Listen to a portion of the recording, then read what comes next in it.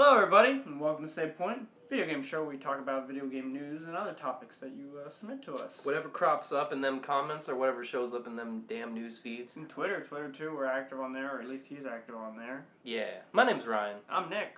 So this week is pretty much the news week of the number 2. It might be the year of 2 because remember how every year there's always one thing that is like a common stream in all games. So Last of Us and Tomb Raider, everything was a bow that year. That where it was the one year where no games had campaigns, and then the next year of immediate regret where they all had campaigns. Yes. That was a fun one. Yeah. So this year, maybe this is the year of the 2s. I mean, maybe we'll see. We're in a sequel year. Maybe we'll see the Division 2. Perhaps. Who knows? Rainbow Six Vegas 2. I don't know. I think Rainbow Six Vegas 3. Yeah. 3, comma 2. But yeah, that was a good game. Yeah. So back to the point. Battlefront. Yeah. 2 and Destiny. 2. So basically, the story with the Destiny is a poster got leaked. Yeah. One of the advertisements got leaked out early, and so Bungie caved and they posted it, and they just threw the video. They threw the picture, and then they released this video saying with a very Borderlands-esque type feel to it. It's very jovial. Very jokey, a lot more humor oriented. Where I feel like the early stuff for Destiny really gave you this very stoic sort of I guess I would even say austere, oh, this is the future and the dramatic thing is happening. This is, like you said, more kind of he's drinking in a bar and there's a battle going on. And he's just joking. And with the robot waiter who's trying to clean up the tatters of what I imagine. Right. And a spicy ramen shop. Spicy ramen in the future. Ramen will persist forever. That's a constant in our lives. I mean, it's vacuum sealed. It's perfect for space. Yeah. Except for those flavor packets. You gotta be careful with those. Yeah, those could explode. But, I don't know. Destiny 2, that might be exciting. I honestly haven't played Destiny much since the beginning. I played a little bit first. I liked it. I thought it was fun. I also liked Peter Dinklage's voice acting. Right, I know a lot of people didn't. Yeah, a lot of people didn't. I felt like he was a snappy robot. I enjoyed him, but that was just me. But the game was fun, and I feel like if they bring it to PC, it'll be even funner. Right, so that would be a really big thing to see them do. Is you said that they're working with Blizzard now, or who are they? Activision. Right, and Activision owns Blizzard. Oh, I see. So they're basically under the same umbrella. Yeah. Okay. So those hands are all tied. Now, here's the thing: is that Bungie was originally I guess they were an Apple developer first, right? They made games for Mac, and then were Marathon era is what I'm saying. So they started on PCs or computers originally, is what I'm saying. I mean, Halo, the original Halo. They did. It was a PC game. You know what I mean? So they're not. I think that the company just got wrapped into console exclusive. You know what I mean? Right. And unfortunately, there was probably some money incentivizing them to go in that direction. Oh, certainly from Sony. For sure, obviously. The beta they released is happening on the PS4, so that shows that makes sense. Yeah. Bungie and Sony are still buddy. So are you still playing Destiny 1? Are you hyped up for Destiny 2? Let us know about that. I mean, what is it that you need to see in Destiny 2 to get you to buy it? Some dude soloed the last raid by himself. Yeah, I saw that. So, I mean, there's clearly the current content has been beaten to death if people are soloing, the hardest raid. But let's see it, man. I don't know. Maybe Destiny 2 will bring me back in. I didn't stay too long for Destiny. It got kind of boring for me after a while, personally. But we shall see. So, and speaking of 2s, we got our Battlefront. Battlefront 2, confusingly, because there already was a Battlefront 2. And then there's a remake, and now there's a sequel to the remake. So it's Battlefront 2. You have They have to have it. It's got to pop up, 2. 2. Not to be confused with Battlefront 2. Anyway, what gives them the right? What gives EA the right to make a Battlefield or Battlefront 2? God, I'm going to get that confused so many times. Battlefront 2. It's so hard not to now. I know. Star Wars Battlefront 2. What gives them a right to make that when the first one they made was an abomination because they gave up on it. They didn't put any content out. They took all the developers who were working on it and made it awesome because it was a fun game. It was fun, but there was 2 maps. You played on the snow map or you played on the weird grass map. Yeah. And that was it. The makings were there, and I feel like they spent all this time working on the Frostbite engine, making it really beautiful. and there's just not much substance to the game. You know, no campaign for Battlefront. They pushed it out to get to the right. Yeah, the game was definitely movie, rushed. You know, and it looked good, but there really wasn't anything to keep you playing, and there was nothing to get you invested in it. And that's why I think campaigns are so important for these games. It's because that's where your investment comes from. So that's what I'm hoping for. Oh, and obviously the biggest thing is the space battles. Obviously. What was that? That was like the funnest part of Battlefront 2 is blowing up Star Destroyers. Did you see the GIF? It was on Reddit recently, and it was basically this guy took a scene from The Last Airbender, and where Sokka collided one of the floating airships, the Fire Nation airships, into another airship, but he took this scene from Rogue One, where the thing pushes. Oh man! Yeah, he's like airship slice, like stitch the two things together.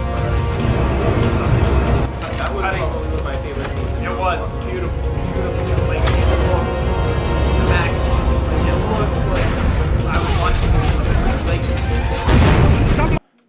Why destroy one Star Destroyer when you can destroy two? By making with them one of them running into each other. The thing was like an ant. Like if an ant made another person kill another person. Like that's basically what happened. I'm just trying to figure out what the hell was the the bridge of that thing made out of. Some dude was shitting. There was probably somebody on that Star Destroyer on the top deck, and he's just crapping, and all of a sudden shrunk. Oh man, what? See, like that just makes things hilarious. Like that it's almost happen. impossible to picture this. a bathroom on a Star Destroyer. What does that even look like? Very is clean there like and a white. Droid? Is there like a droid with with mints, and he gives it fucking electronic mints. Okay. Yes. Listen, all right, it's an immaculate ship, white porcelain everywhere, lasers. They don't do water. Your poo falls into lasers that just evaporates it. It's gone. It's perfect. Yes. I hope they don't clean you. They turn your poop into Kuiper crystals. I hope they don't clean you with the laser. It's the laser bidet. No. That's what Darth Vader uses. He has a steel bomb. You get a clean butt and a Brazilian at the same time. Anyway, I want all those features in Battlefront 2, or I won't play it. For sure, it'll be laser toilets a riot, and also I want laser toilets a riot. And Joel, joking aside, I feel like in this day and age, that's something that we could possibly do. That could be like the victory for the rebels is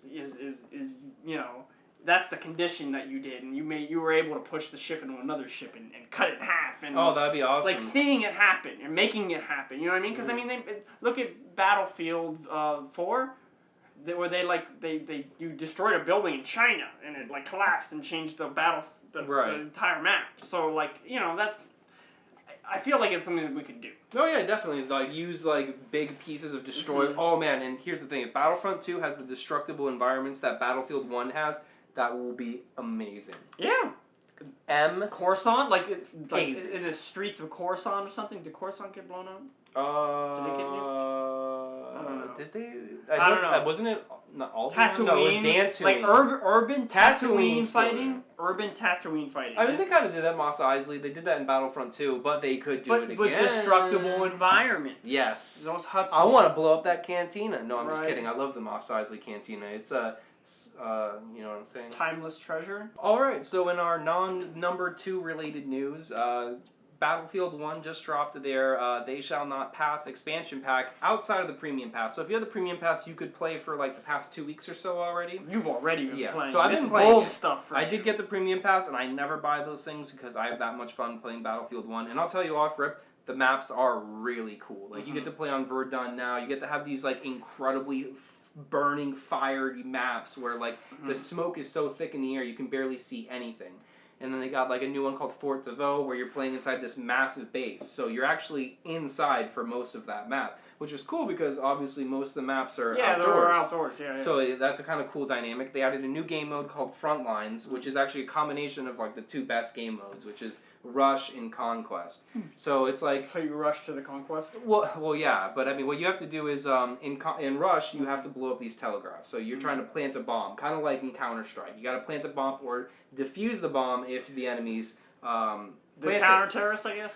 Yeah. Whatever the 1913 version of a counter-terrorist is. The Austria-Hungary forces or French or Allied forces, whatever, man. Yeah. World War I, read up on it, read a book. Read a book. So So basically, with the with Frontlines, you have to either blow up these points and then move on to a new point. So it's basically a combination of 2 game modes, and it's actually a lot of fun.